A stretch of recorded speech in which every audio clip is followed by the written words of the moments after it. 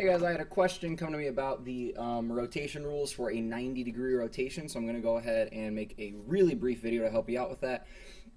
So rotation rules are kind of confusing because it's counterintuitive. Rotations in the coordinate plane actually go counterclockwise. So although we normally think of a positive rotation turning to the right, that is not true. When we're doing geometry, when we refer to a positive rotation, we're actually talking about going counterclockwise. So let's start with a point.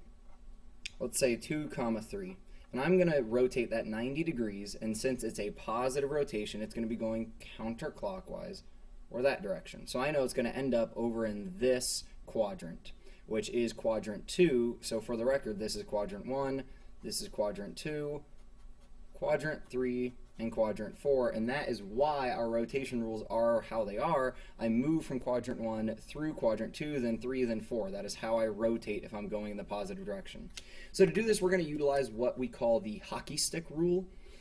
So I get to my point, and I can get there 2 different ways. I can obviously go y-axis then x, or x then y. I just like to go x then y, especially with a 90-degree rotation. It makes life easier. So to get there, I went 2 to the right, 3 up. To rotate 90 degrees, I'm now going to lay that down, and I'm going to now, instead of coming 2 to the right, I go 2 up. Instead of going 3 up, I now go 3 left because everything is 90 degrees from what it started with.